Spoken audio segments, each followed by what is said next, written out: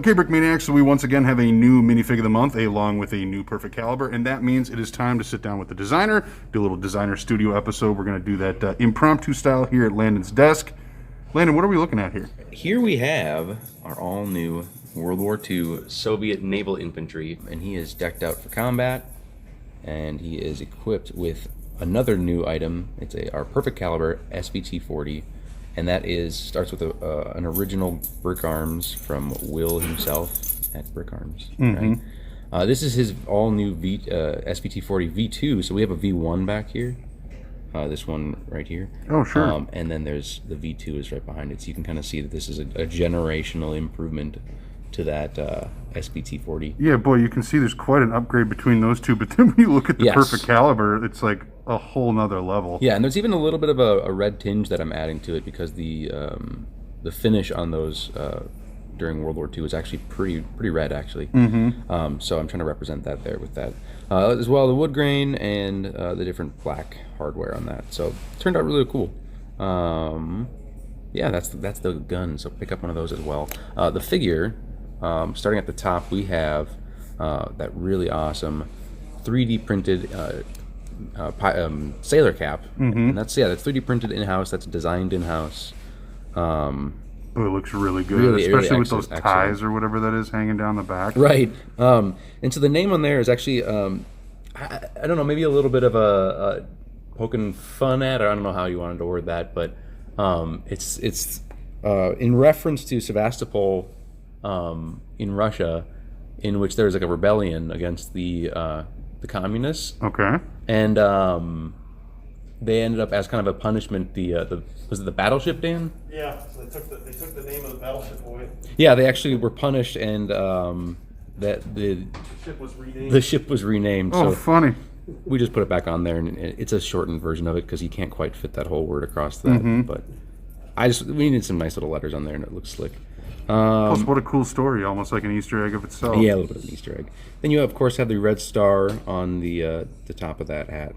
Now that's all printed here in-house, so that turned out very well. Red stars on either sleeve. That's just kind of a slick look to it, I think. Yeah, no kidding.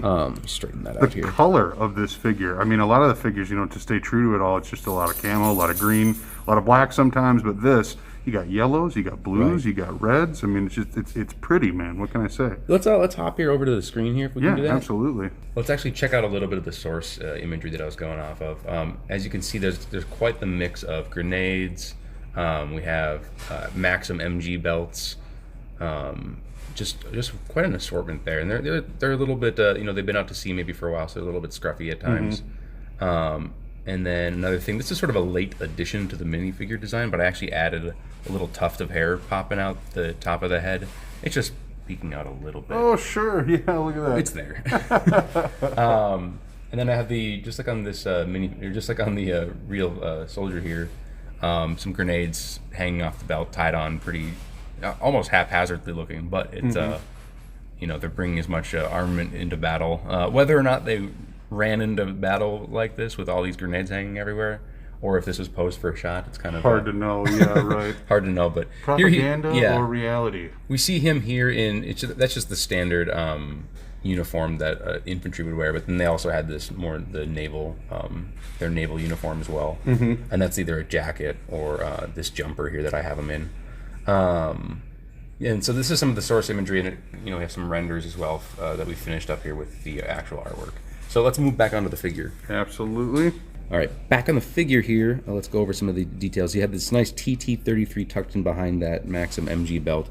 So they actually used that belt not necessarily because they had the Maxim machine gun with them, but that caliber, the 7.62x54R is the cartridge that they'd use. And that would fit in their SVT-40s as well. So they would actually just tuck the bullets in there and reload their weapons right there using that.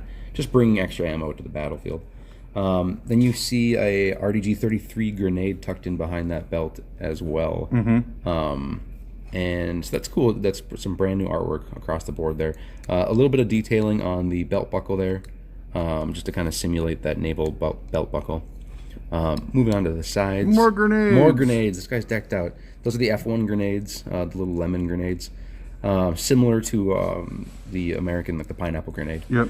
In a lot of ways. It's The lemon grenade and the pineapple. Yeah, grenade. they had a. I think that's what they called it in Russian. I don't know what the translation would be to Russian, but they referred to it as the lemon grenade, or the little lemon.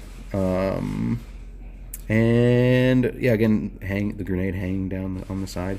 Those boots, some new artwork for that. You can see the top of them flip down. They would do that fairly often. So it's just flipping it down so it doesn't ride as high. And then I have some gradients going on there, maybe to represent a little bit of a sheen to it, because they're made of that leather or that shiny boot, simulated leather material. Sure. Yeah, that's our minifigure of the month. That was a lot of fun to research and design, so I hope you guys liked it as much as I did making it.